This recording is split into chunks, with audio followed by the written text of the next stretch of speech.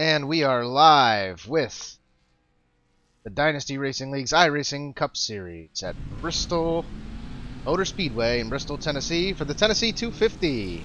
This is DRL TV. My name's Ryan Branch, joined by Martin Wenzel tonight. This is a half-mile track, the last great Coliseum. Martin, you excited for some Bristol action? Yeah, I think this is...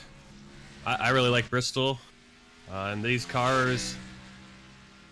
we don't have a lot of participation tonight. The Cup guys are just not into this new Cup car, but I like it. I liked it all week running it, so even though I was getting used and abused as people's brakes, but yeah, I don't know. Any car is kind of fun to drive here at Bristol. This is a very small track, 0.533 miles, as you guys see there on the screen. They will be doing 250 laps around here tonight, so 125 miles, some short track action.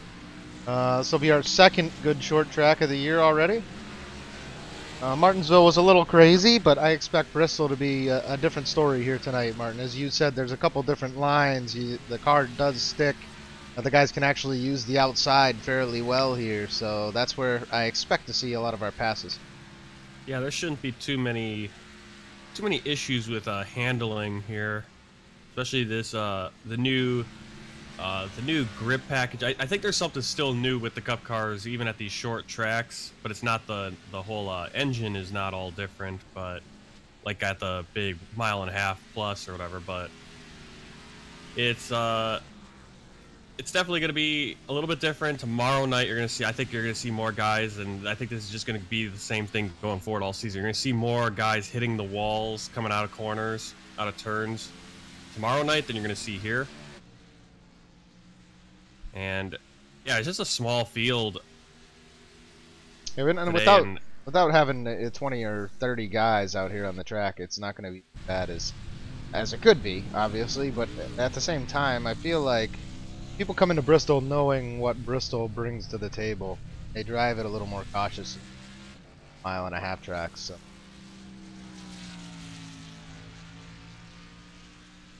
Yeah, and the short tracks always bring that extra element of guys having to pass slower cars, starting to get up on the lap traffic really quick.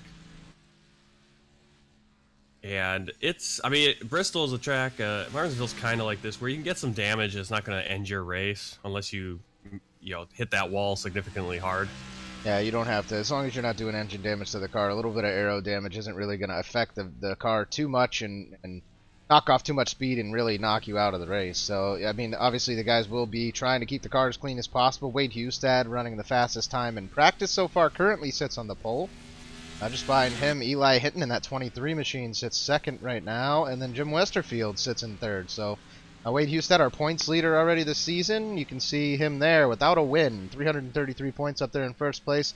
Joe Helt just behind him, only 13 points back, also without a win. So... I'm just looking at these qualifying times. Looks like 6 guys have put down or probably now 7 guys have put down a legitimate attempt at a fast qualifying time. Dustin Museling gets to 17.5 seconds in there, and then you start getting a little bit, just guys getting a lap around to get somewhere in the field. Yeah, 22-second lap, 32-second lap, 30 seconds by Mike Spring. So some guys Anthony Burroughs hit the wall both laps. So he's going to be starting at the back of the field. Yeah, I mean, the guy's trying to put down one of those really quick laps. You barely rub the wall, get any incident points. Even if it's a 0x and it's going to give you that failed qualifying lap, it won't actually count your lap. But you see Burroughs there in 10th place. He's got 3 wins under his belt already this season. In no jeopardy of missing these playoffs so long as he continues to show up. And then... up towards the front, you got Chris Lucky there. He's in 11th. He's got a win already. Got Logan McAnally. He is in 5th right now with 2 wins. Thomas Harmon's in 3rd with a win already. So I don't know how much is going to come into play tonight. It is prohibited, but you could game. I don't know if you can game the system by tapping that wall and gaining speed off of doing that. But that is prohibited tonight, tomorrow, and all weekend at Bristol. I'm not sure how much it does for these cars in this setup now, but I did see a few guys tapping the wall and looking like they were running like that. I saw Wade Hustad do that a few times. Might just have been getting a little bit too high. I saw Joseph Helt do it a little earlier in practice. I mean, you know, the guys know they can't do it, so. Yep, hopefully they understand they can't do that, and race control hopefully stays on top of them. So the first time that if anybody is caught doing that, they will serve a 5-lap penalty. So have to come down pit road and sit there for 5 laps, and then second time they will race. So just one of those things. It's, you know, it only exists because this is a video game. It doesn't happen in real life, so we're not allowing the guys to do. Not to offend anybody out there who calls iRacing a simulator, not a video. This is the virtual world. Yeah, maybe a little bit of disappointment from some of the Cup drivers. I know we had short participation at Bristol last year as well, so there's just some guys that don't like to come out and race this track, because more times than not it does turn into a bit of a mess, but also some people upset with this new package. So participation has been down in the Cup Series the last couple weeks, but all the guys out there racing for a champion still out here tonight. I expect it to be a good one. To the starting grid. Wade Hustad qualified first, Thomas Harmon second. Got Chris Lucky starting third. Eli Hinton starts in the 4th spot. Taylor Butcher Benjamin grabs 5th. John Theodore starting 6th. Jim Westerfield 7th. Spencer Tart's going to start in the 8th spot. Richard Lucky starting in 9th. John Mullins 10th. Dustin Musial starts in the 11th position. Chris James is going to start 12th on the outside. Mike Springer starting 13th. Eric Hutton starts 14th. You got Anthony Burrows in the 15th spot and Joseph Helt 16th. So both of those guys who were quick during practice starting at the back of the field. Alexander Russell brings up the very rear in the 44. Well, that's going to be the running order for this evening. The guys will spin 2 laps before the pace car pulls off, unlike most tracks where they just go around once, and that's just because it's so short. Allows these guys to get stacked up on one another. And the actual Bristol, some of the other short tracks out there, they actually run 2 separate pace cars and 2 halves of the field until the very last lap when they combine with each other. So hard to get stacked up on such a small track like this and get ready to race. Need a little more extra time to do it out here.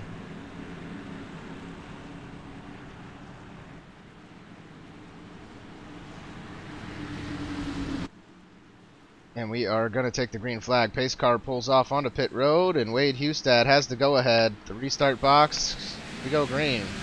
32, the 68 spins his tires a little bit. Gets into that outside wall already, right off the beginning. Eli Hinton in the 23. That's no yellow coming out. There's the yellow. Okay, that race control had to throw that himself. Didn't automatically come out, but that's a good yellow flag. That was Taylor Butcher Benjamin spinning the tires that just stacked everything up. The 41 of Richard Lucky actually kind of warped through Jim Westerfield. 68 of Thomas Harmon there on the outside. He spun his tires as well. Too. So didn't really stack up too much behind him, but definitely on that inside line. And the 41 that takes out Dustin Musial, Eric Hutton in the 78. Who else we got? And Joe Helt. Burrows is able to get through, but Alexander Russell gets a little bit of a slight tap damage. Oh yeah, there. the 4 and the 41 were all into each other. The 78 takes damage. I mean, that hurt a lot of drivers. Eric Hutton getting caught in that. Not the end of the world for these guys. Again, like we said, you can get some damage here, and it's not a big deal. I wonder how many guys are going to back out because of that. I don't think anyone will. It's really early. Joe Helt, who took a brunt of the damage, currently 44 seconds on pit road. He gets caught in that quick. The 78 plows the back of the 82. Joe Helt just got sandwiched. Eric kind of saved Eric Hutton from just plowing the wall head first.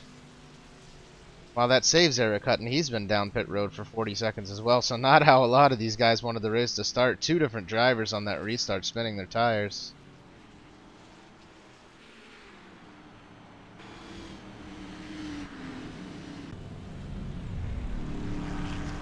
Wow. Yeah, that's something that can happen here. You can definitely spin the tires starting in second gear. So if you're not extremely comfortable, start in third. I mean, it is a short. I don't know what you call that. I mean, third gear doesn't have much difference from second gear. I don't know what you call that, but the way it's like gear ratio probably or whatever. Yeah, they almost feel like the same gear. Yeah, it's almost the same gear. It's like, you know, if you start in second, then you shift into third, you're basically shifting into fourth almost immediately anyway, so. Right. Eric Hutton is off pit road, back out on the track. Richard Lucky down there for 70 seconds. Joseph Heltzman down there for 2 minutes now, so losing a significant number of laps right at the start of this thing. Man. Well, that's, you know, like I said, I thought it would be messy at Bristol, but I didn't expect that early. Crazy. That's a significant penalty, too, going to be coming down for Taylor Butcher Benjamin. He is at fault for that caution. That's a 30-second hold, which is... That's a couple laps. That's a lot of time at Bristol, man. So, it is what it is. Spends 18 seconds down pit road again. You see Alexander Russell ducks down into the apron before the start-finish line, so I don't know if that's going to cause some guys to get black flags passing under yellow on that start. Yeah, I mean, possibly just moving out of people's way. And well, and there goes Taylor Butcher Benjamin again. Butcher Benjamin pulls down onto the apron, and then his tire dips back up onto the racing surface and clips the inside of the. Almost took out Chris James. That was at the 82. Yeah.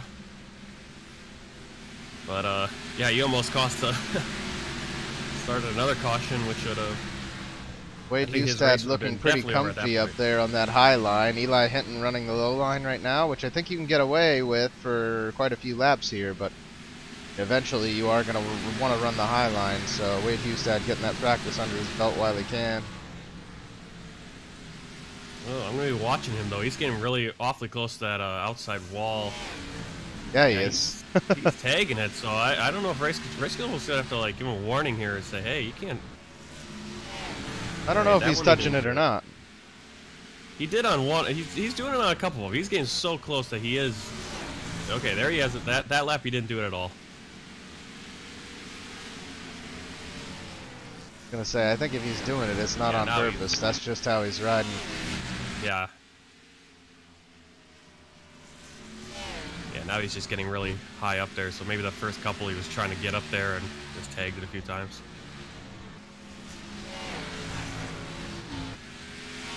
Yeah, and that is kind of what race control has to look at. If it's the guy's consistently doing it, if he's consistently bumping that wall, which we saw Hustad do it. It looked like about 2 laps in a row, but then he's kind of just right up, like, really close to it, but not actually hitting it. Like I said, Eli Hinton running a completely different line. He's down there on the bottom side of the track and feeling comfortable as nobody's really catching him at the moment. Spencer Tart's back in third, and then you have John Theodore in fourth. Again, drastically different lines. Theodore running the bottom, Spencer Tart and Harmon both running this top. As Harmon follows Theodore this time through.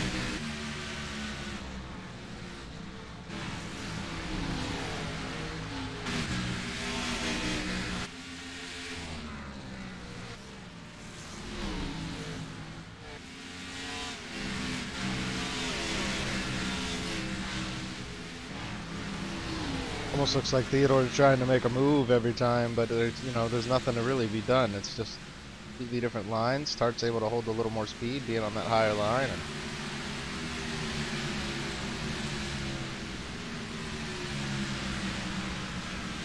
continues to make it work for him.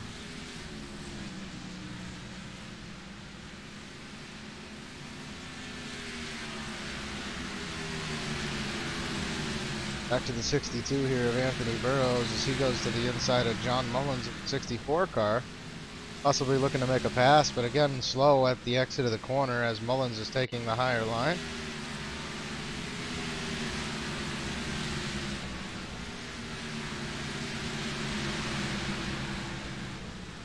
Wade Hustad already out to a second lead over second place, and Eli Hinton. He has 2 seconds on Spencer Tart, who runs third.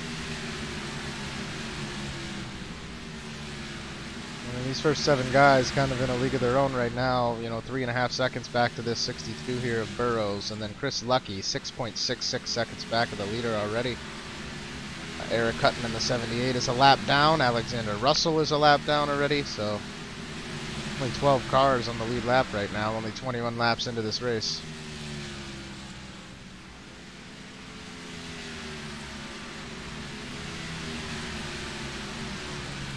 This is one of those tracks, Martin, if you really race the wheels off the car for, you know, a majority of the race, you can actually put a lot of guys a lap down. Yep, that's definitely a thing at this track where you could be running 5th place and suddenly you see that, you know, if you have your relative screen up inside the car, you can see suddenly you see a red name coming towards you and there's 1st place. Suddenly he's behind you and you're like, wow, I thought I was doing good.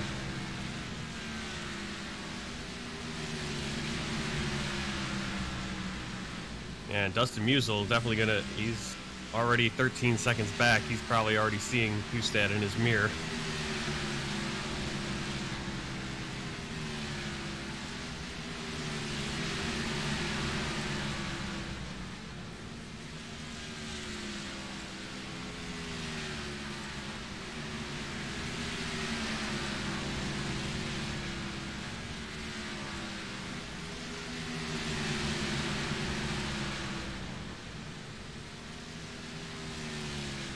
Back up to the front, Wade Hustad just looking really, really good here tonight. Running that exact same line every time around this track. Getting extremely close to the wall. I don't know how he does it, man.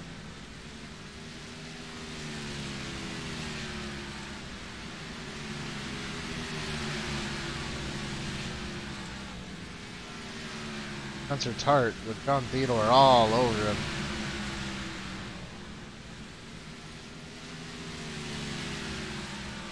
Theodore turning it into that corner. Can't catch Spencer Tart on his way out of the corner. Gonna get up there and put some pressure on Tart, push him up against the wall, but Theodore has to let off and he lets the 28 right back around, so. Yeah, that's what you're gonna see a lot of is that inside car. He's gonna coast up coming out of the turn and really make life difficult for that outside line car. Really hard to pass. The guy on the outside line is gonna be like, hey, I'm running out of room. Right. Well, and the worst part is too, if you're the guy that's behind that person, yep, and you really do think you're faster than them. That's the hard part. Is I know I'm faster than this guy, but I can't get around him. It gets frustrating, and then it leads to things like bump and runs. Yeah. But, you know, you see it exercised incorrectly by a lot of the guys that they think a bump and run means slide up into somebody in the middle of the corner. No, it means get to his bumper before the corner. Just give him a little tap and send him high, that's all. Instead, a lot of the time in iRacing, you see it turn into just flat out wrecking somebody, and that's not what we want to see. As Burrows is now catching up to the back of Thomas Harmon here, so Burrows joining the pack. He did have a clean pass, one of the only clean passes we've seen so far tonight. He got around John Mullins in that 64 car, and now you got Thomas Harmon pulling up right next to the 7.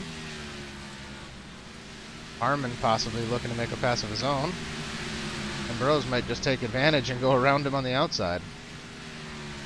It is if he can continue to push Theodore here. And he does. So Burrows making another clean pass, racing really well right now. You know, there's going to come a time, though, if that 27 doesn't get out of his way, not really going to have anywhere to go because he's got the 68 of Harmon just below him.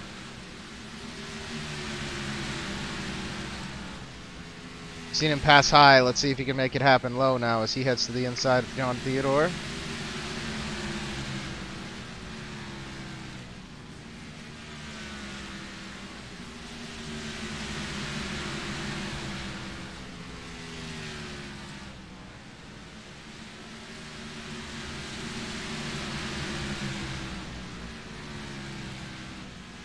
Surprised to see so many guys voluntarily using the bottom line right now and everyone not up top.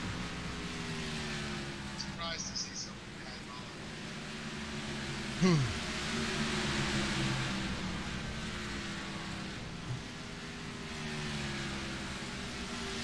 voluntarily. Dustin Musial running very slow down there on the inside, trying to let some of these guys around, but 22 either has very heavy damage or he's extremely uncomfortable in the car around some of the lap traffic.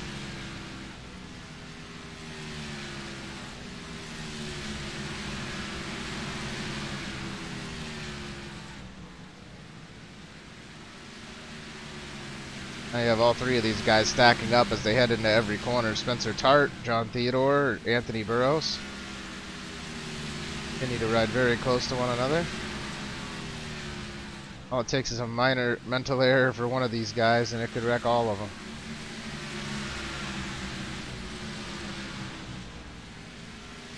Just as Burrows did to Harmon just a little bit ago, Harmon is now going to make the pass on the outside. So,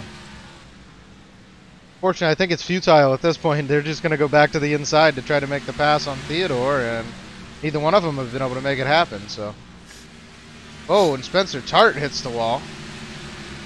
That was one of those situations, though, where he hit the wall in that good way, which, you know, we don't want to see happening very often, but that's what we're talking about, where Tart just barely rubs the wall and he comes flying out of that corner. Well, he did it twice in a row there. 2 laps in a row. So he's got to be careful he doesn't get into a habit of doing that, otherwise he could be facing a 5-lap penalty. See if he does it here. He does not. Yeah, I think he's just going in a little too hard and got up there. It didn't hurt him, but ooh, John Theodore. These guys are getting on top of each other, and kind of gets in that danger zone. There again, Tart just too deep in and keeps hitting that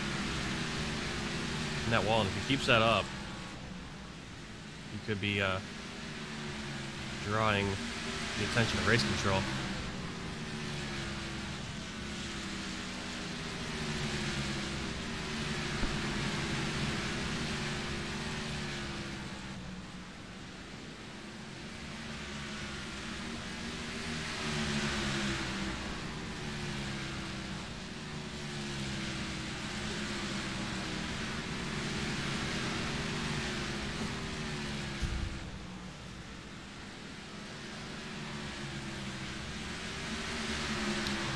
Wow, Theodore tried to get underneath the 28, and he just really had to hit the brakes. And now he's going to lose the momentum, and now Thomas Harmon is going to be able to work his way by. He's going to fall all the way 4th into that pack. Hey, these guys just continue to joust for position. The 28 actually blinks out there for a brief moment. Harmon, maybe he's finally going to be able to complete this pass on the inside. Can he pull up in front of the 28? Not quite, but Harmon is faster than him now. We'll see if he's able to do it this time, and he does. So the 28 of Spencer Tart was holding up some of these guys. Both Harmon and Anthony Burrows able to get around Theodore, and now both of them looking to finish the pass here on Spencer Tart. Oh, he missed a little action in front of that group. Wade Houston actually ran into the, you kind of gave the 12 of Mike Springer a nice shove as he was lapping him. Just came up on him too fast on that high line and gave him a good shot. Well, now Burrows stuck down there on the bottom. I don't know if he's going to be able to complete the passes. He might give up both of those positions, and Theodore tries to go around him on the outside as well. So, yeah, all the races going on in this fourth now, and then it's going to be a turn. Anthony Burrows. Who was that? Very rarely see that. I don't know if he messed up or if Theodore got into him there. I gotta watch that again. It just looks like Theodore did not. Here. Yeah, I'm gonna go rear chase. Oh, not rear chase. Bar chase. It looks like. Nah, he kind of just turned up. He kind of just, as soon as he gets straight onto the straight, he kind of just turns right. And then they get, yeah, it's a little bit of neck. Oh, they just glided into each other. I think Theodore came down a little. Burrows moved up a little. They were just trying to get close to one another. Yeah, Theodore kind of wiggled a little bit down as well on that straight. Well, not what those guys wanted to happen, but not going to be, I don't know, it doesn't look like a significant amount of damage, but the 62 does have some hood crinkling there. You do hear his car, though. No smoke coming out of it. He doesn't sound too down on power, so. We do know Theodore and Burrows have a little bit of history. Atlanta. Oh, Yeah, what was possibly John Theodore's first win ever. Burrows takes him out in the last corner, the last lap. Yeah, but I don't think that was Theodore at all. Turning him, that was just a situation where you got two cars very close to each other, and one guy kind of went up a little bit. You could see Burrows kind of just shifted a little bit right, and at the same time, Theodore kind of shifted just a little bit to the left, and they kind of. It was. Yeah. Did have a 34-second pit stop for Anthony Burrows, 31 seconds for John Theodore, so clearly neither one of those guys with significant engine damage or anything able to get back out on the track, and they'll continue to run, but that's a shame for Anthony Burrows. He was moving through the field quite nicely. Thomas Harmon now, after making those passes, is up into the third position after that pit stop, so Harmon doing an awesome job fighting his way up to third. I mean, he had lost a few positions. He started in the third spot, lost them early, and now he's back up in third. So, good job by the 68. Yeah, there's not a lot of cars to have to drive through either today. I mean, we're down to 12 guys on the lead lap. I think Dustin Musial will still be a lap down. Butcher Benjamin and who else is in front there? Alexander Russell. Both of Russell those will guys get back. Gonna get their lap back. Well, Butcher Benjamin will get one lap back. Yeah, so Russell's going to come around and be on the tail end of the lead lap, and Butcher Benjamin one lap down after. So yeah, I'm not sure what the big checkup was. Hustad kind of is just, I don't know if he's saving fuel.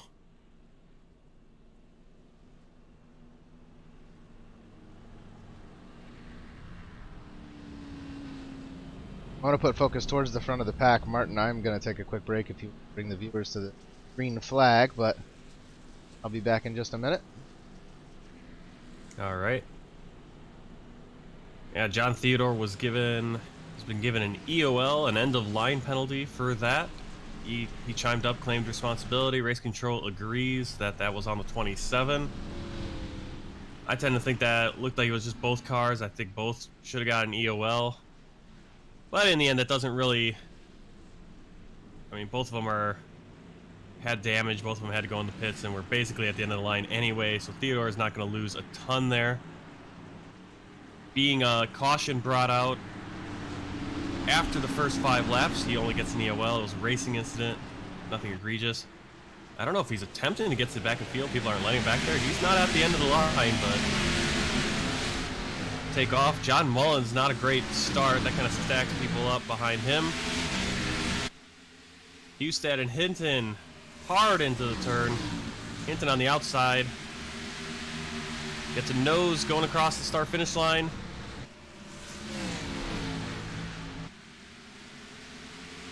And Hinton's your new leader.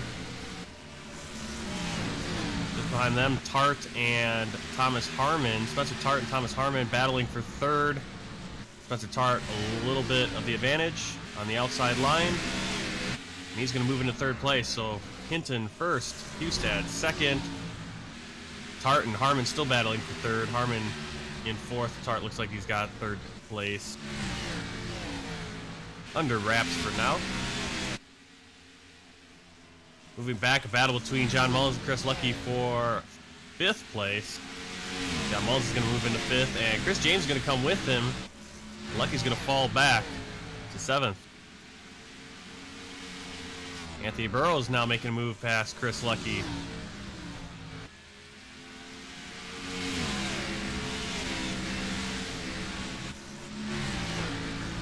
Burrows with the clean pass, moves into seventh. Chris Lucky falling back.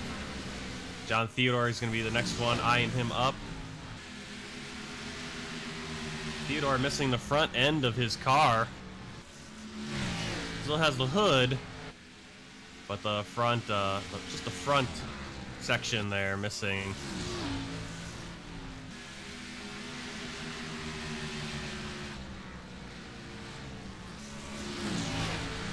So Eli Hinton and Wade Hustad have about a second on Spencer Tart.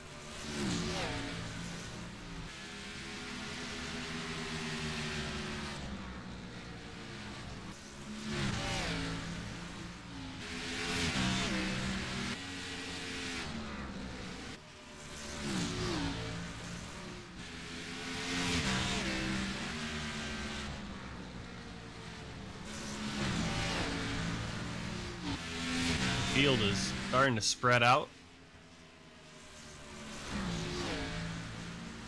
Anthony Burrows coming up on Chris James for 6th place. Burrows is going to take the inside in the next turn.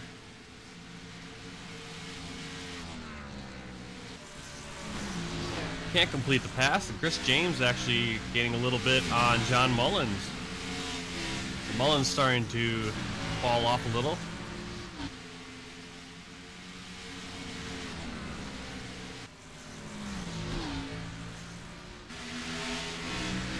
John Theodore also starting to fall back. Jim Westerfield taking the outside. He's going to take,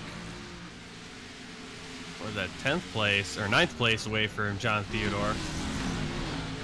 Now Theodore is going to try to hold off. Well, has about 7 seconds over Eric Hutton, who's running 11th. Eric Hutton and Alexander Russell about 15 seconds back of the leader, Eli Hinton.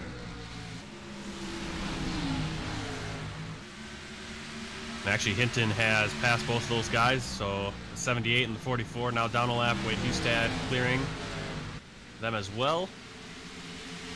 So the top two have shrunk the lead lap down to 10 cars.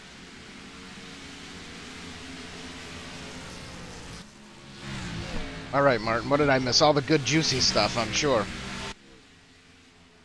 Yeah, we have a new leader, Eli Hinton. The 23 car. Representing that 23 well. Yeah, both those guys have about a 2-second gap between the top two and then Tart and Harmon. Tart and Harmon battling for 3rd place still. Harmon taking the inside line. Trying to get the camera view swapped over there. There we go. See if Harmon's able to make it happen. Yeah, right now John Mullins and Anthony Burrows working their way past Eric Hutton and Alexander Russell. Those guys did restart on the lead lap, but have now fallen down a lap.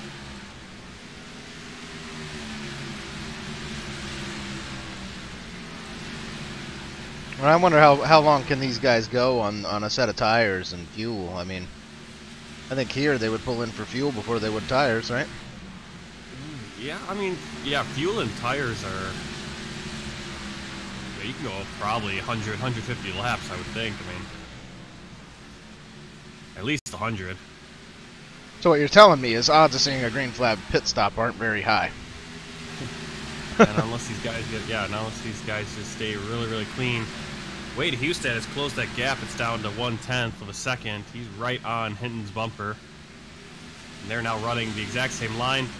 Dustin Musial kind of blinking in and out. That's going to make it very difficult for Eli Hinton. He doesn't know. I don't see Musial at all. Musial's pulled off down to the apron. Very good awareness by Dustin Musial to realize that he basically in stealth mode.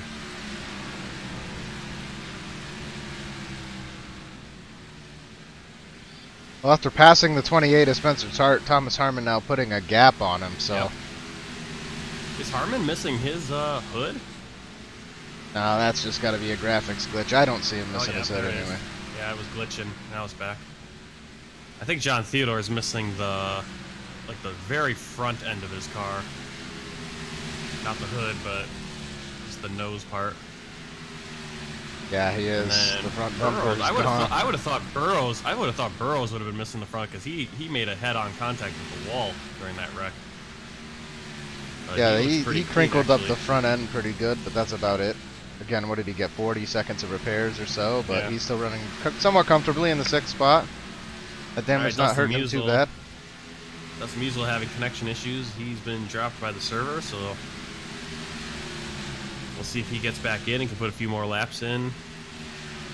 Currently running 15th, so that's where he will likely end up unless another guy decides to park it and he can get back in. Yeah, nobody else still connected that is behind him, so Joseph Helt with the early exodus.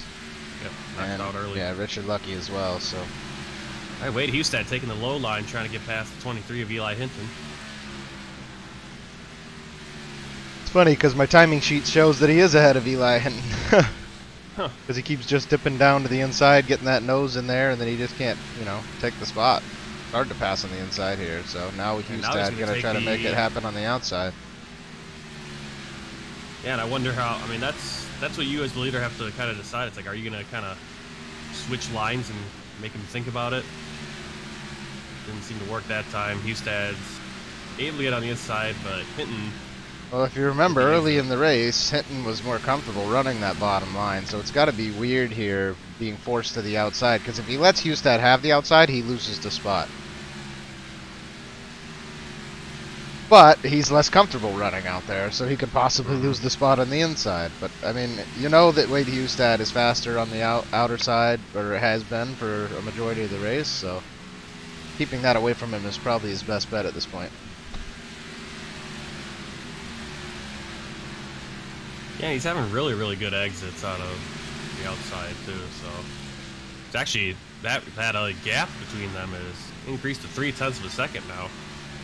Yeah, but again, when Hustad gets up there and he runs his optimal line, he closes the gap almost instantly, so... Oh, right in front of the leaders, Alexander Russell and Eric Hinton made some Eric Hutton made some contact.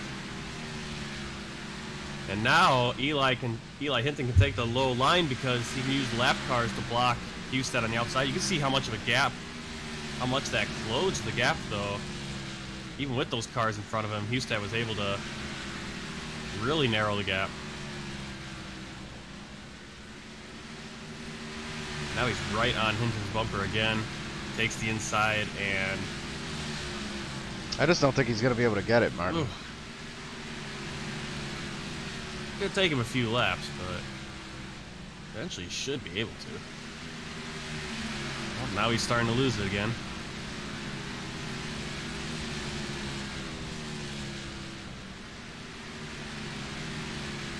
Yeah, it's definitely going to take a mistake by that outside car.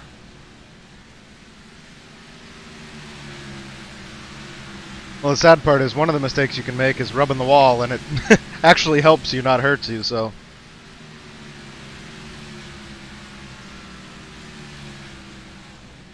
Wow, he gets really close to the wall. Yeah, he does. It's crazy. Wow. Yes, it sparks, but...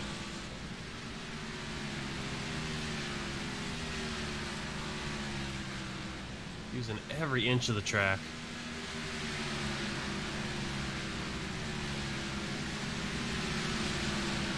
Now, coming into the picture, Thomas Harmon now. 1 second behind this battle.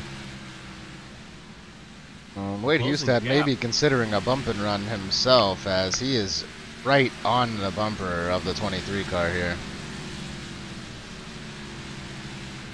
Hinton with a really nice corner that time, pulls away from the 32, back down to his preferred low line, but doesn't want to give Wade Hustad the outside, that's for sure. Yeah, and if this lasts any longer, Thomas Harmon's going to be right on top of these guys. It's going to be a 3-car battle for the lead. Yeah, and then you'll see that jousting like we did earlier with Harmon and Burrows, where you can kind of follow the one car and then use it against them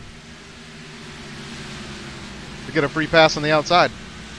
Spencer Tart is four seconds back of these top 3 guys. Well, and wow, Hinton almost giving away the spot to Hustad. Hustad had the run off the corner. Hinton pulls up right in front and blocks it.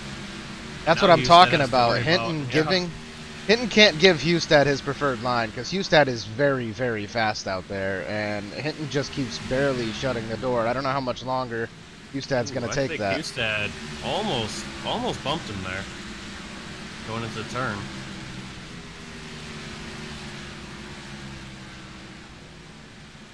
Wade Hustad actually rubbing the wall a little bit. That forces his nose down to the inside and gives him a good run. They got a little bit of contact on the left quarter.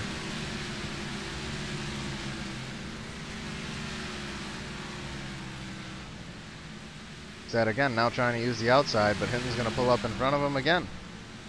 Wade Hustad just unable to get around the 23 when clearly he looks like the faster car here. And now he's going to kind of get stuck down on that inside line. Thomas Harmon's going to... I don't think Hustad's gonna give it to Harmon here. Yeah, Hustad got just enough of his car up in front of Harmon to get back into being able to pick his line.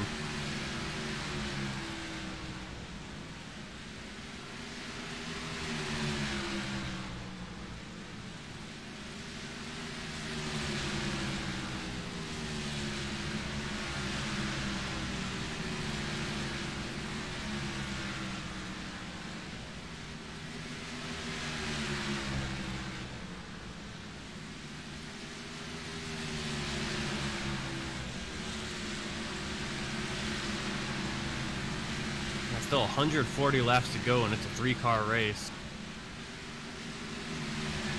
And again, Hustad gets some more contact with the 23.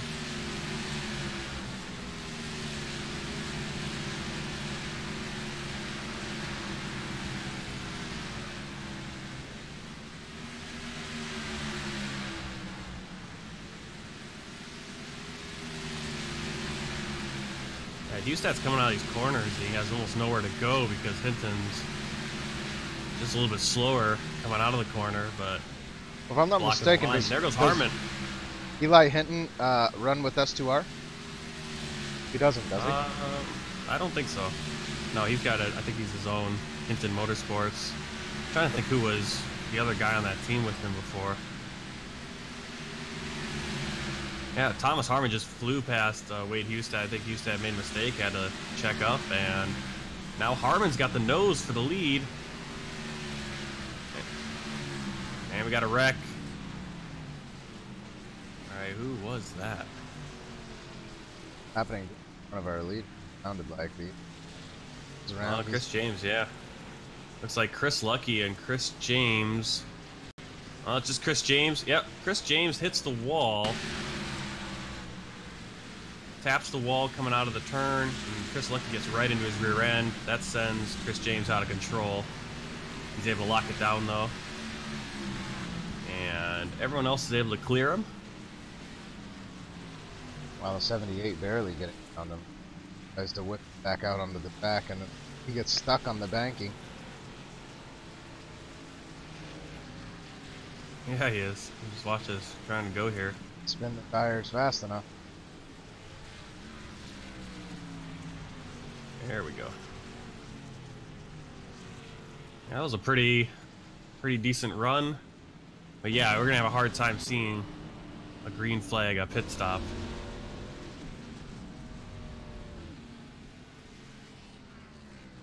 Now you got Jim Westerfield out there. I assumed a lap back. Expect him.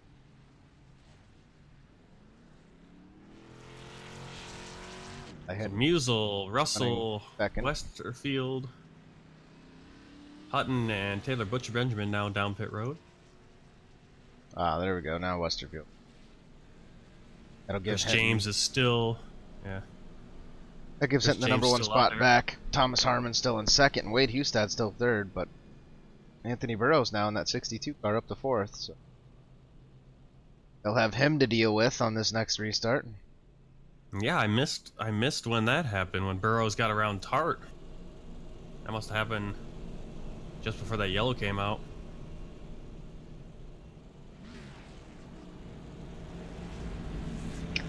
But the big battle of the race has been for the lead, so that's where we're focusing most of the time right now.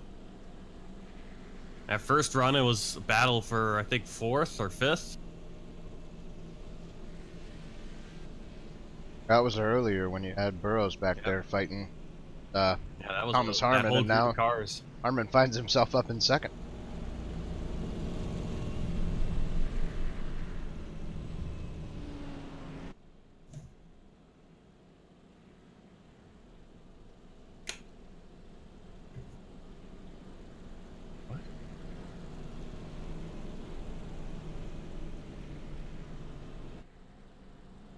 James here in the 82, still running out there. He is just going to try to get a lap back, I believe.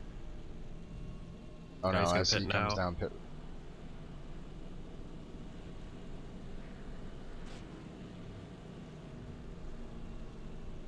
You guys are going to double up. Going green in no time. John Theodore, 19 seconds down pit road, still getting some repairs.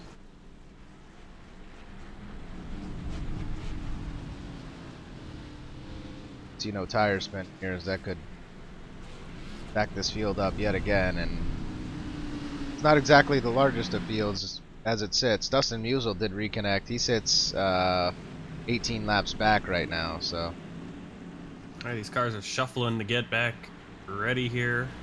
Not too many cars, but still a little bit of confusion right before the green falls. This car is off. Great jump. Yeah, awesome jump by the 23 there. Big Hustad down to the inside. Thomas Harmon and Anthony Burrows following each other on the outside line. Hustad's going to jump up there and join them. As fast as these front four have been all night, I don't see them making passes early in this run. It's going to have to be on old tires. So if we continue to get cautions here, that's just going to make pit road that much more important. Yeah, and then 5th is Spencer Tarr, and then John Mullins still hanging in there. As I say that, you got Thomas Harmon really trying to push the issue to the inside of the 23 here. 3 laps in a row, unable to make it happen. He will still reside in 2nd. Burrows now holding the 3rd spot over Hustad, who restarted in the 3rd position there because he got the outside line.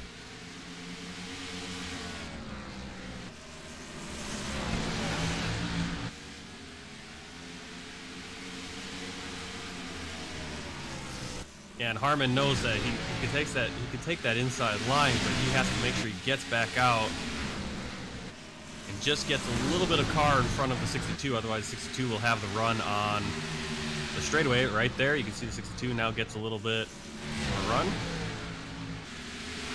And now the 68 can't get up there. He's going to be stuck on the inside line the whole way. Yeah, that's where you see Harmon actually lose 2 positions because he tried to make a move on the leader, which... that's just how Bristol works, baby. Anthony Burrows now up to 2nd. Yeah, if you're going to take that inside line, you gotta... you better make the pass. You gotta get down, but then you gotta get, right as you get out of that turn, you gotta clear the back end of the car you're trying to pass. You couldn't get past him, and you gotta get up behind him just so you can slow down the outside line, so you can not lose a position or 2 on the straight.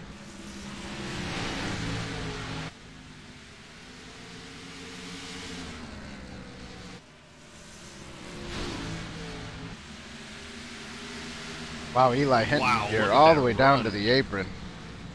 Wow, Hinton rubbed off a little bit there on the apron. It seemed like sparks were flying. Maybe he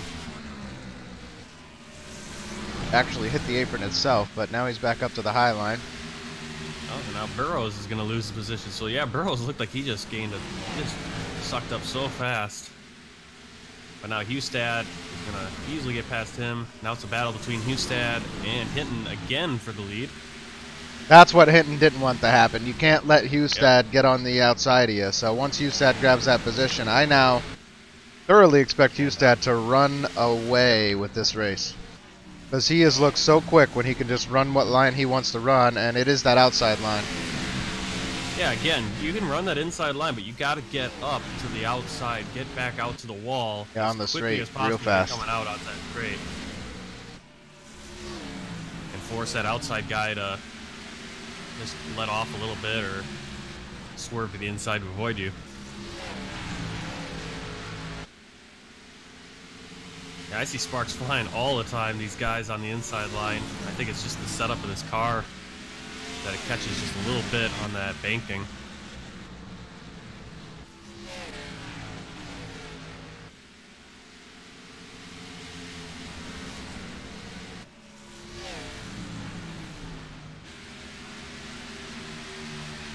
So we got 7 cars within about 2.5 seconds of the leader. Jim Westerfield is eyeing up John Mullins for that 6th position. And then you have to go back another 4 or 5 seconds to get to Chris Lucky and John Theodore. And those are your 9 guys on the lead lap.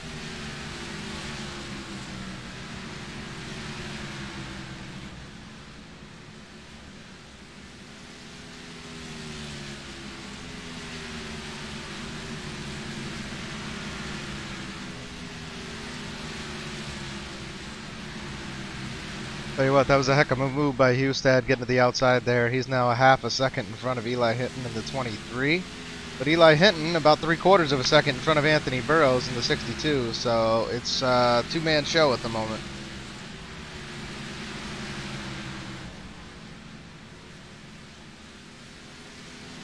As Burrows and Harmon continue to lose time on first and second.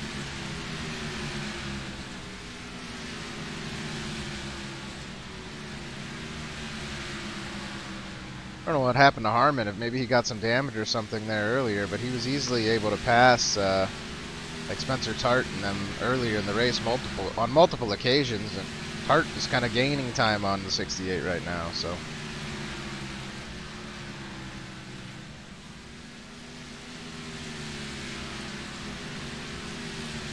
The Harmon just a little thrown off right now.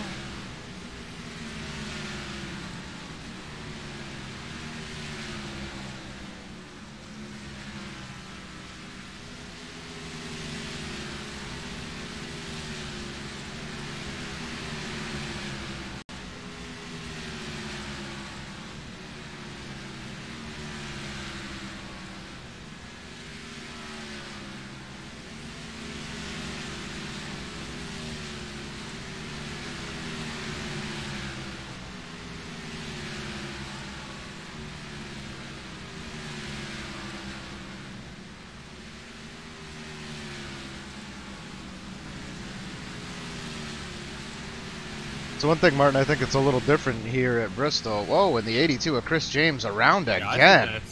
I think that might be a penalty for the 32. He might have just given up the lead.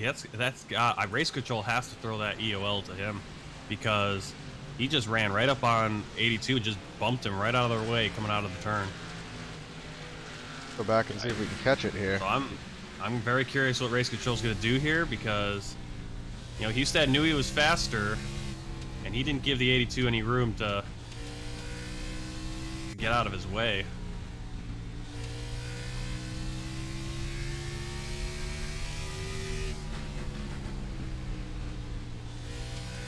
So this is going to be a... I think the 82 checked up a second time, and Hustad didn't because, again, that's the line he's been running all night, right there next to the wall. I don't know who you'd call that on. From that angle, just being inside of Hustad's car. Let's watch it real quick from the chopper cam and see what it looks like from there. No, I just looked at Chris James's his speed. It's just his speed kind of maintained. He never sped up coming out of the corner because I don't think he just felt the corner good and Hustad obviously just got right back on because Hustad is fast, knows how to run that corner, has speed coming out, and just rear ends them. And I think, you know, I don't know. Gonna be a test like of the, Chris James down on power, or because it's like Hustad got close to him, then Chris James finally took off, and the gap widened, and then Hustad instantly closed it again, and Chris James was just in no danger of touching a wall at any point during that. So either he's down on power, or he had to have checked up. I mean, something. I'll go here. I don't know how Hustad was so much faster. Well, he goes. He's slows down, gets down to 116, starts up. Yeah, it's just Hustad's just faster. It's like he's down to 116. He takes that whole turn, about 116, gets down a little bit in the middle of the turn down to 112, and then gets right back, you know, gets on again to about 119, and then takes off. And now he's. I guess possible either they were in a different gear or the 82 is down on power because Hustad caught him twice in that same corner. I mean, he caught him, he backed off, and he caught him again. The whole time, Chris James should have been in the throttle, so if he was maintaining speed, then maybe Chris James was down on power. Guess we'll see what they decide. Yeah, I think I heard that, yeah, it's going to be the 32.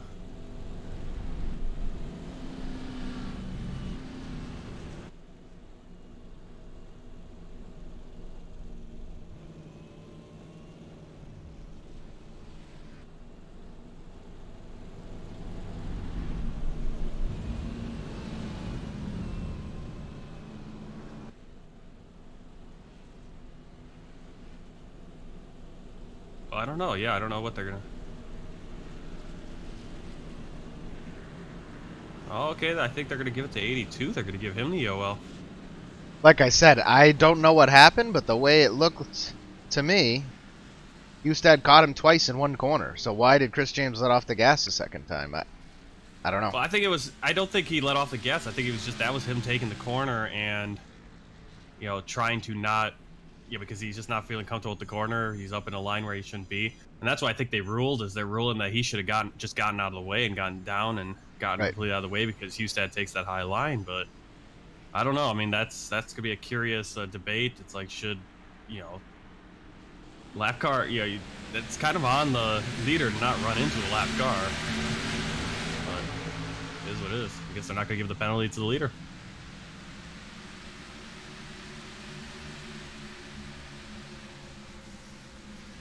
Again, Hustad does have his preferred line. All of these guys did come down and pit, except for the 82 Chris James, who elected to stay out and get his lap back. He is now only one lap down. He will be the lucky dog if we see another caution fly. 150 in at 250. Just over halfway here. It's starting to look like a one-man race with the 32 just blazing fast out there.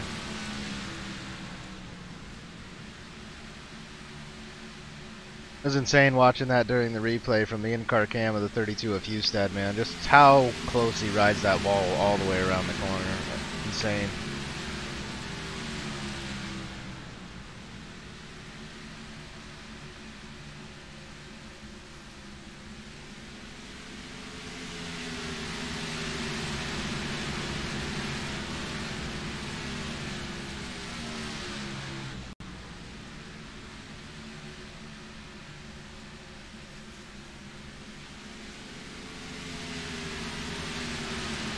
As we are going to go down to the racetrack and listen to the sights and sounds of iRacing. We'll be back with you in just a moment.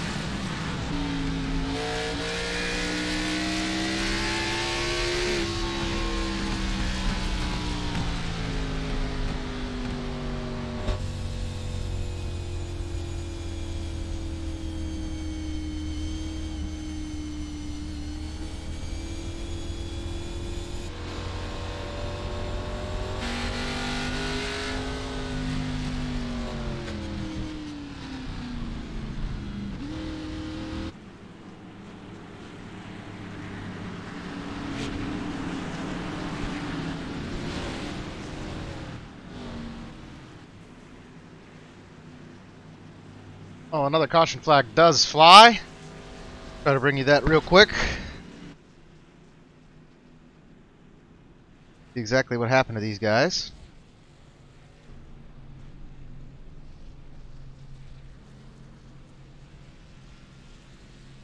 Martin, do you know who that one was? That was Alexander Russell. Came out of the turn. Was that turn? What turn is that? Yeah, that's gonna be turn 4. He came out of turn 4 and hit that wall. So that's something you'll probably see a lot more of tomorrow night. Is just coming out of the turn and clipping the wall and nailing that inside.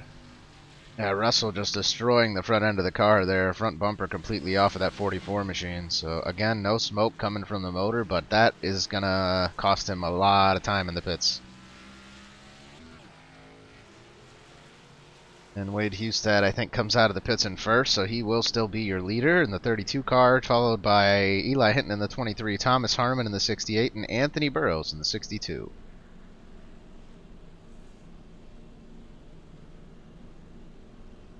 Now 173 in out of 250 laps, so 2/3 of the way in for these guys.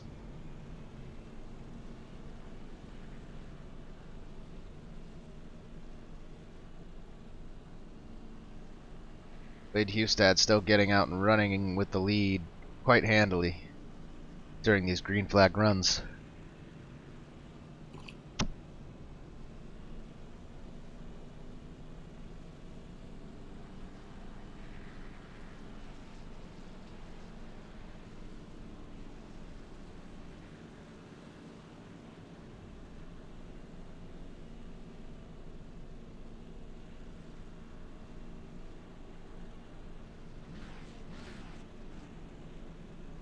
Pull up the point standings here. You got Wade Hustad out there who's running first and might just be able to capture his first win of the season.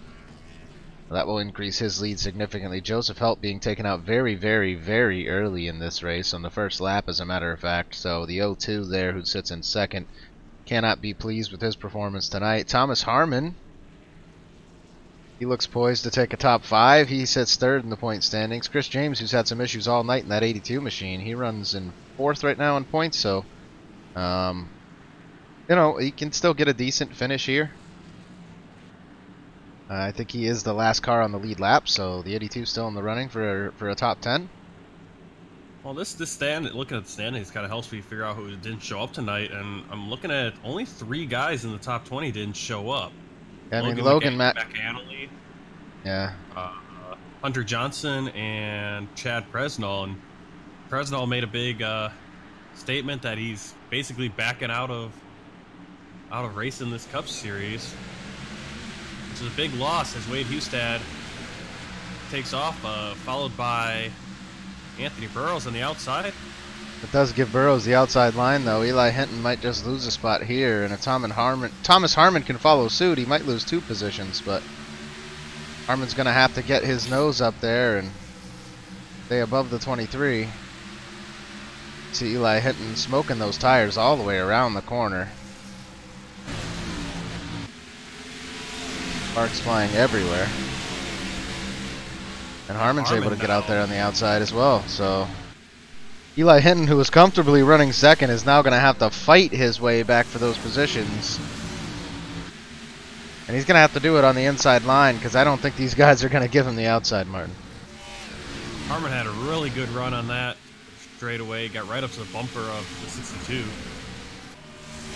He had to check up, and now Hinton's going to take the inside. Going to keep it interesting.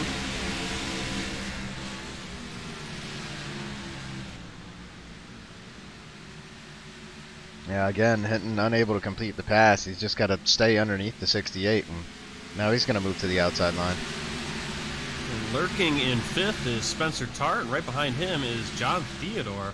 Oh, the 23 of Eli Hinton hitting the wall there, as well as the 68 of Harmon. So again, that's a, you know, you call it a mistake, but it actually gets that car turned quickly around the corner and helps these guys out a little bit. So even though it's an error, not hurting them too much.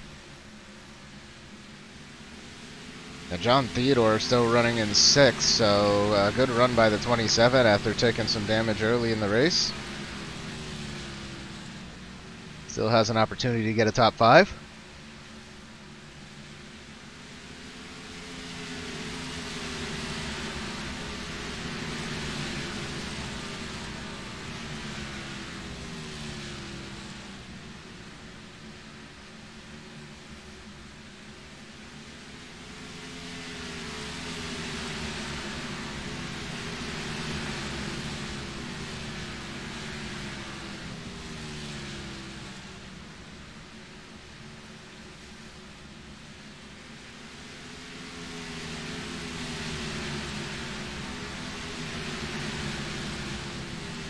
Wow, hitting. Yeah, 23 giving the bumper to 68. I don't think it was on purpose. 68 just checking up a little more than Hinton expected, and that's, you know, I think that's what happened to Hustad earlier. And he got into the back of the 82. Now Hinton's going to head down to the inside, and Harmon's just going to give him the position, so. Yeah, it looked like after that bump, he decided, hey, I'm gonna go low and let just because I feel like 23 is gonna, you know, give me another bump. And then that time it looked like he just kind of gave up the position, but now back on the low line, he's still battling for it.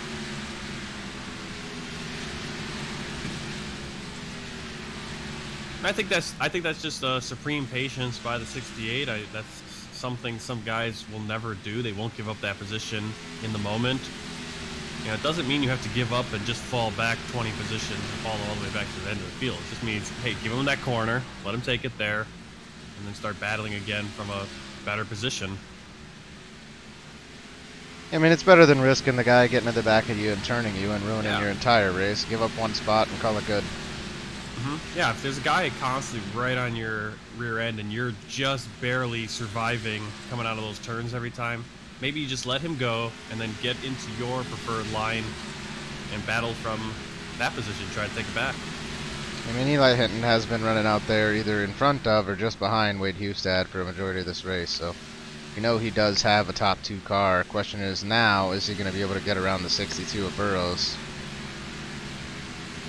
Again, passing has just proven ridiculously difficult here tonight. Oh, and Hinton rubbing the straightaway, or the wall on the straightaway.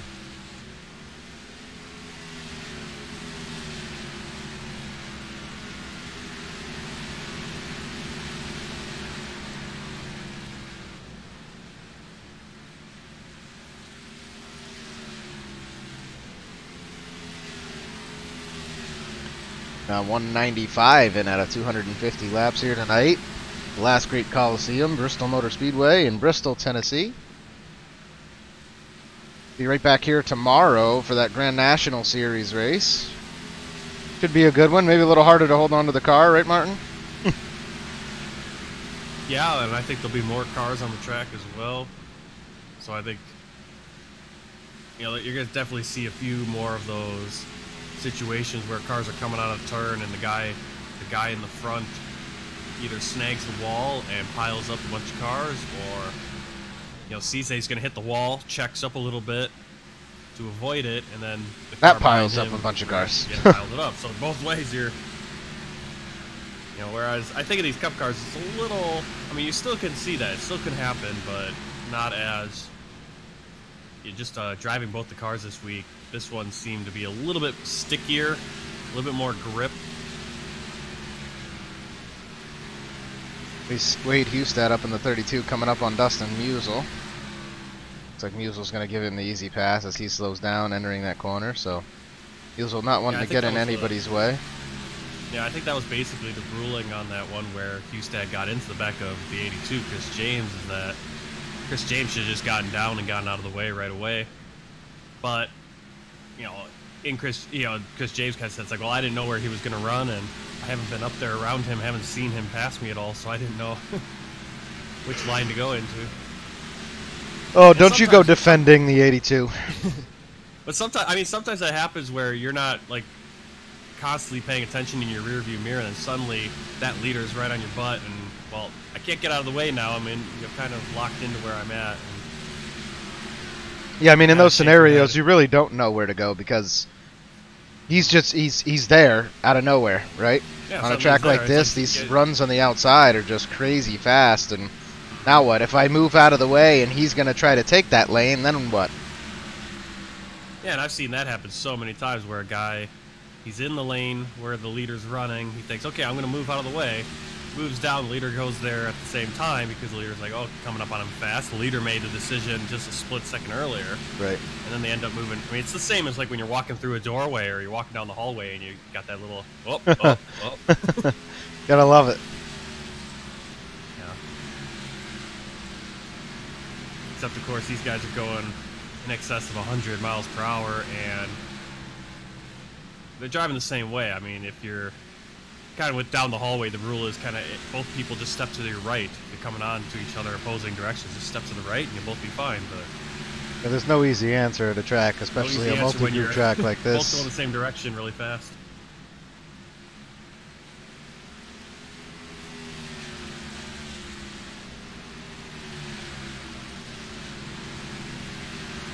Well, Burrow is finally putting a gap on the 23 of Hinton, and now Thomas Harmon looking to make the pass, so trying to do it on the inside, proving difficult at this time. He's going to have to pull up in front of the 23, and he just doesn't have the room. And I think he's going to get it this time by, so Harmon, who concedes the position earlier, now goes and takes it right back. His tires continue to wear in. And that's that patience. You know, no need to get wrecked earlier when you can take it just a little, you know, just be a little patient, run around in fourth for a few. Yeah, wait 15 laps and then have it right back. Yeah, I mean, there's 50, well, now 40 laps to go in the race, so you got lots of time. As long as you know you can stick with him. Now, of course, if it's a guy that, you know, you're 10, 20 laps to go in the race and you know that guy's faster than you, and he's going to pass you and he's going to be gone, well, now you kind of battle a little bit harder. You kind of block him up and, you know, try to make him make that mistake. And if he decides to drive through you, well, that's the risk of trying to hold him up. Hustad not running away like I really thought he would. Only a 1.3 second gap over the 62 of Burrows. Has been pretty much able to maintain that for the last 5 or 6 laps, so I think Burrows actually might even be catching him a little bit as Burrows catches the wall just a hair there.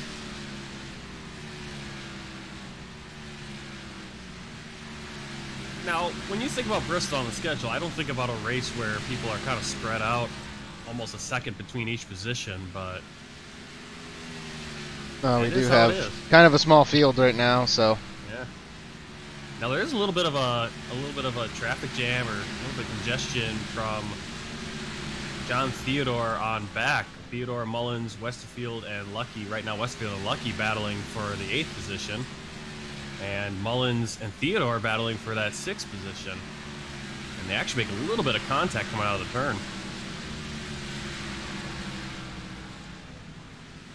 Chris Lucky trying to get around the 4 of Jim Westerfield on the inside line. The 64 John Mullins trying to get around John Theodore on that inside line as well.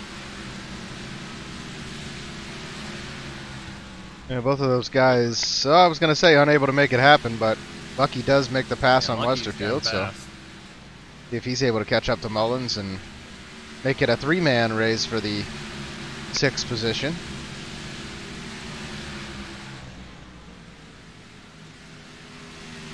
As Theodore continues to hold off Mullins in the 64. So Richard Lucky taken out again on the first lap of this race out there. He's got to be cheering on Chris Lucky at the moment, as the 77 is only a few spots away from getting the top 5 here tonight. Yeah, Richard Lucky right now 19th in the overall standings. This race won't help him much, but considering just the shrinking field size of guys that are showing up, he'll be okay. He's going to move past Chad Fresnel in the standings, so he'll still be a top 20. And hopefully this Cup Series starts picking up again. And I'm thinking if it doesn't, you're going to see a lot more opportunities for those Grand National Series drivers to move up and participate in some of these Cup races to give us a little bit bigger field, because this season, I'll say the Grand National Series tomorrow night, I think there's going to be more than 15 cars starting that race. Oh, yeah.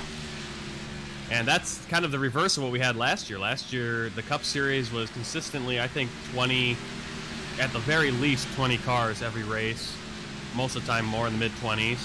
And then the Grand National was the other way around, where your points guys, there were probably 12, 13 consistently. And then you did have the guys moving up from trucks or down from Cup to fill out the field. But Eli Hinton now in that 23 car, 6 seconds back of the leader, almost 4.5 seconds back of Thomas Harmon in the 68. So once Harmon took that spot away from him, Eli Hinton is falling like a rock. I don't know. He's almost putting himself in a position to give Spencer Tart the opportunity to pass here in a few laps. We only have 25 to go, but if Tart keeps pushing the way he is, he'll be to the back of the 23 in no time. Yeah, we still got a battle. Ooh, John Mullins right onto the bumper of John Theodore. That really causes him to have to check up. And Chris Lucky's right there working the inside. 3-car battle for that 6th position behind Spencer Tart. Chris Lucky and John Theodore almost get into each other. Well, it was Chris Lucky and John Mullins, but John Mullins, yeah. Very close. Chris Lucky making the easy pass on Westerfield, and now that he's gotten to the back of those two guys, that's given Westerfield a chance to catch back up, because everybody's just fighting each other, you know, trying to hold one another off and trying to make that inside line work, which we know is not easy just based off what we've seen. Yeah, Hustad working through some lap traffic, but he's got a 2-second lead over Burrows, and Harmon is just behind, actually working on Burrows. Trying to work that inside line. Yeah, Harmon all over Burrows right now, so we'll see if Harmon's got that late run speed. I know these S2R guys put in a lot of practice. I'm sure Harmon has turned 1,000+ laps here at Bristol this week. We'll see if it's going to pay off. See if he has this long run figured out.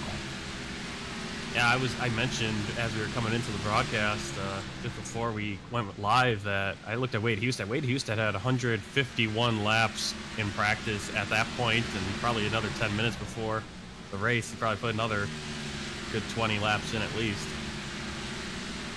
So some of these guys were, you know, they're coming up on that 500 lap, you know, could be getting around 500 laps today on this track. Really, yeah, and that's just in this session, so who knows what they ran throughout the week, as this was the official race for the week. So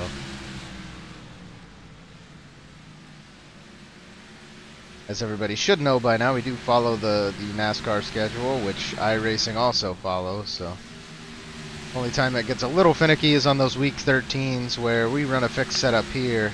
The open setup still runs iRacing's regular schedule, but it moves the fixed setups over to just blank our truck series joke races. Is a little bit different a few weeks.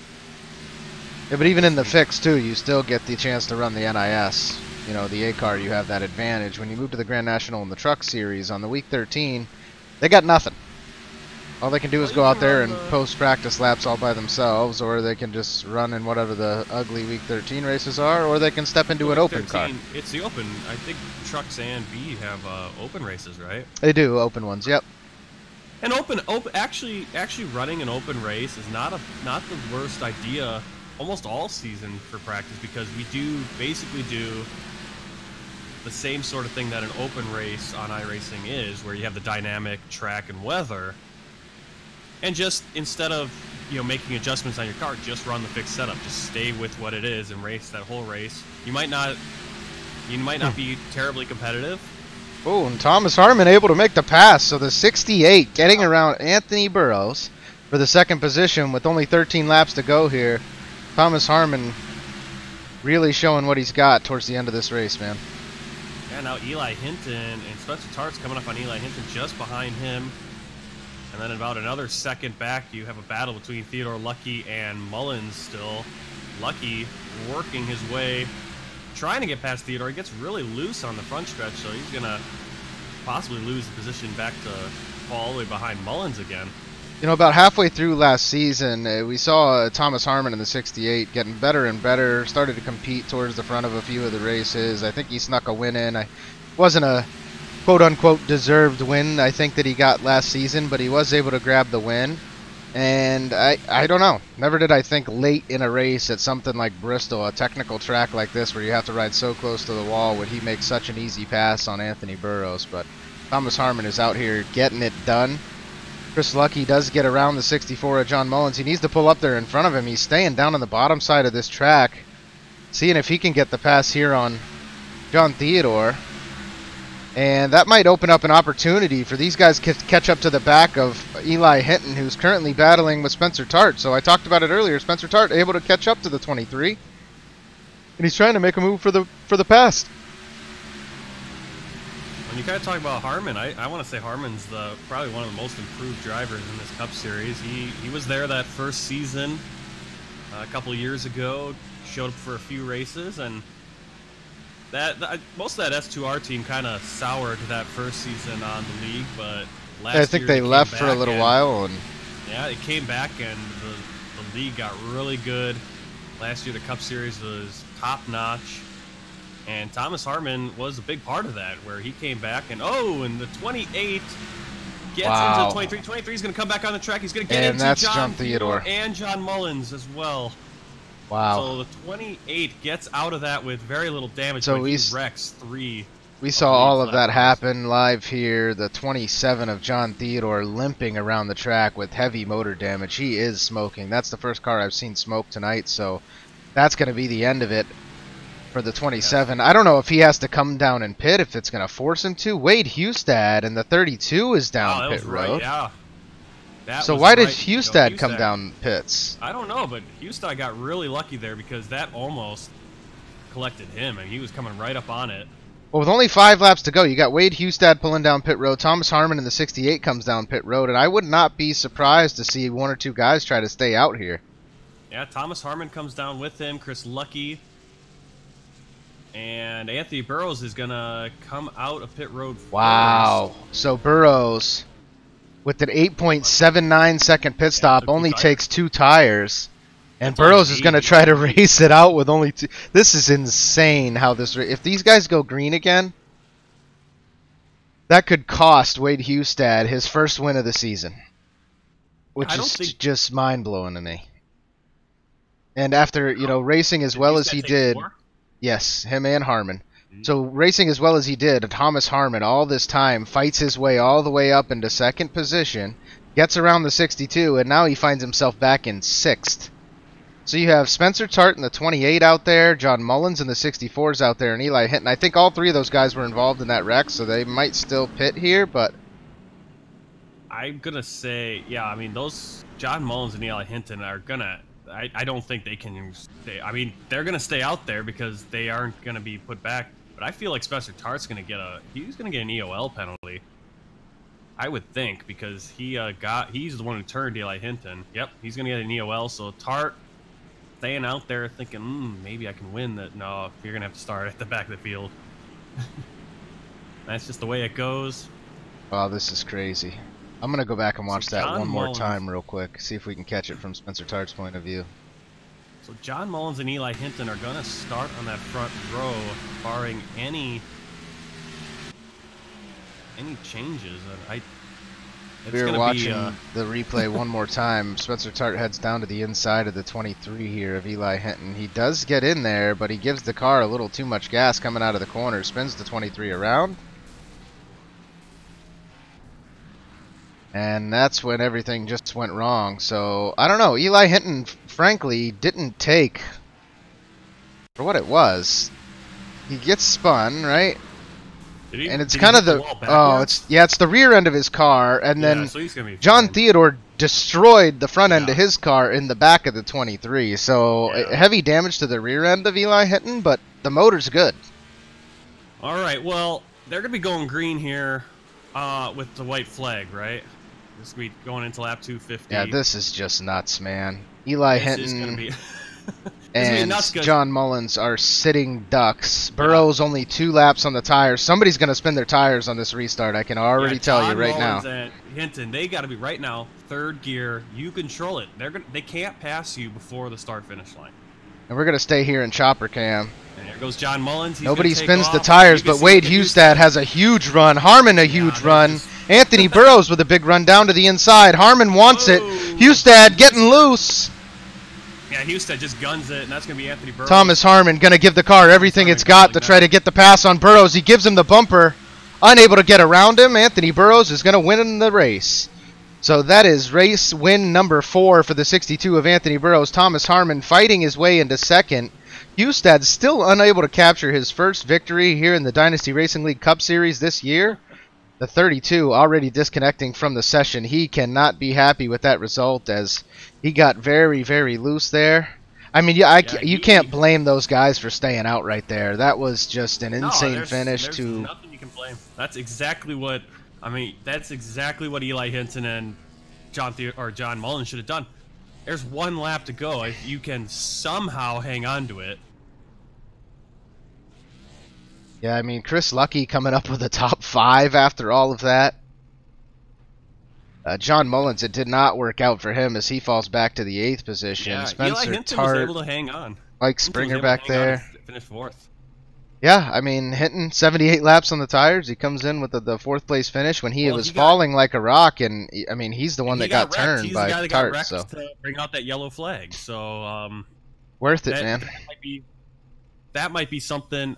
There's no rule against that. Guys that are involved in a caution have to come down pit road and get new tires or anything. So well, no, unless iRacing requires it, they have to be required repairs to make them come down there, and they weren't clearly. It's not a rule that they're required to do it, so they're not going to do it when there's 1 lap to go. Well, Wade Hustad quickly leaving the session. I assume he's probably not too happy right now. Is in a channel with Spencer Tart, Thomas Harmon, and Anthony Burrows down there in S2R. So we're going to go down, and I mean, I got to give it to Anthony Burrows. The race-winning move, taking 2 tires on pit road. Let's go grab him. Anthony Burrows, you got a copy, sir? Yeah, I got you. Oh my gosh, the race-winning move, 2 tires on pit road, man. What was that one like at the end? Well, I don't know. I didn't really expect anyone to stay out, especially Eli after I think he was in that last wreck. He was.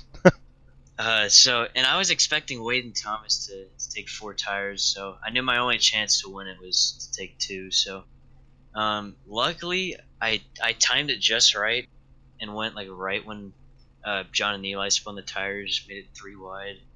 Yeah, you went down there to the inside. Harmon followed you, and then Hustad just got caught in the mess on the outside. Yeah, I feel bad for Wade too, especially just how fast he was tonight. I had nothing for him, especially on the long. Yeah, he'll definitely win some this year. What was his race to win? I feel bad for him. The guy's sitting first in the point standings. He dominated last season, ended up winning the championship. You know, and he joined us not midway, but somewhat early in the race when you were out there posting wins already, and he almost caught you in wins. So you're already up to 4. This is number 4 on the season. Wade Hustad still unable to grab his first. He looked like the class of the field tonight. I got to ask, so there in that last green flag run that was actually good racing, Thomas Harmon able to run you down from the back. What was going on there? You burn your stuff up early in that run or what? I was pushing as hard as I could that entire run, and then I had Eli getting on my bumper, so I was pushing even harder at that. Then Thomas was just taking it easy, running the bottom. It's a lot easier to save your tires down there too, and I tried holding him off on the outside, but after about 10 to 15 laps, I had nothing. He was incredible down there. Yeah, we talked about it earlier in the season. I saw you down in the S2R chat. Thomas Harmon, one of the most improved drivers in the Dynasty Racing League by far, would you say? Oh, absolutely. He's been in contention for quite a few wins already this season, so he'll definitely get himself a few. Well, congrats on win number 4, Anthony. You're not giving up on these Cup cars yet, as we've noticed. The field thinned out. We did have a short Bristol last year. There wasn't as many guys that tuned into that, but there's also been some chat around the league about these Cup cars and guys kind of giving up on it. You here for the long haul this season? I plan on it. I'm definitely not the biggest fan of it, especially with all the dirty air. It made it a lot harder to pass, especially like here and at Phoenix. Yeah, I'll definitely stick around. It's a great group of guys to race with. So. Well, congratulations on the win again. Hopefully we'll see you next week. Let's hear any shout-outs you got tonight. Yeah, definitely shout out to Wade and Thomas during that race. They raced me very clean. Same with Eli Hinton, Spencer Tart. obviously, shout out to you guys for putting on the broadcast. You guys always do a great job with that. And thanks everyone else for tuning into the race tonight. I'll go rewatch that ending, man. It was a fun one. We'll see you next week. All right, thank you guys. That was Anthony Burrows, winner of tonight's race. And we're going to go down to the track now and grab Thomas Harmon, your second place finisher for this evening. Thomas Harmon, you got a copy, sir? Yeah, 10-4, I got you. Wow, what an ending that was, huh? That was crazy. You come away with the second place, man, following Anthony down to the inside. Did you have a second to speak to Wade at the end of that one? Yeah. He wasn't too upset, but you could tell he was mad. A little, not really mad, but upset. And I can't say that I blame him. He had a 2-second gap or so above me there when that caution come out, and he went from first to I don't even know where he finished in a matter of one lap. So. Well, speaking of that 2-second caution being above you, earlier, or for a majority of the race, it was above either Eli Hinton or it was above Anthony Burrows, man. You tracked Anthony down there. Yeah, I've got the long run down. With the small field that we had tonight and generally clean drivers that we had tonight, I expected long green flag run, so I would anticipate for a long run the bottom, save my tires, and each time we'd get about around the 50 lap mark, I'd start reeling everybody back in, and then there for a while we got one. Once that went away, it just seemed like 20 lap sprints until there was about 70 or 80 to go there, and my car wasn't built for that. So how do you feel about those guys staying out there at the end, and then Anthony Burrows with the 2-tire pit stop? Did you consider 2 tires yourself? I did. I thought I meant to tell my spotter to do it, and then I just completely mind blanked and didn't do it. So I guess that's on me, but I'm kind of glad that we went with 4, though. I didn't want to have to deal with that wheel spin and have to deal with trying to anticipate those 2 guys staying out with a destroyed car and the other on extremely old tires. Yeah, I mean, in hindsight, you would have either been in Burrows' position and won the race, or you would have been in Wade's position and just got stuck on there on the outside. So either way, you come away with the second place, man. You fought for it all night with 15 to go. You know, it was a well-deserved win. There at the end, it was kind of just a lucky win. What can you do, right? But either way, you come away with the second. How you feeling about next week? Richmond, right? Yes, sir. I don't know. I've got mixed feelings about Richmond. It's I've had good races there, and I've had some really bad races there. I think it was this time last year. Lap 1, I went nose first into the wall, and Levine went upside down the backstretch. Well, you can't win them all, I guess. Anyway, let's hear any shout-outs you have tonight before we let you go, buddy. Shout out to all the S2R guys working together this race. Anthony being in the channel with us and working with us and being tough. You guys up in the booth for broadcasting it. All the admins, race control, everybody who puts this stuff together. Avril, family, my fiance especially for giving me the time to do this and be competitive. And all the fans out there that watch and come back every week. All right, man. Well, thank you for joining us. Congrats again on the second place. Tell Wade Hustad my condolences after that one. He's a very humble guy. He normally always willing to come chat with us, but he's not only left the server, but he's left the Discord as well. So apparently not too happy with the results of that race.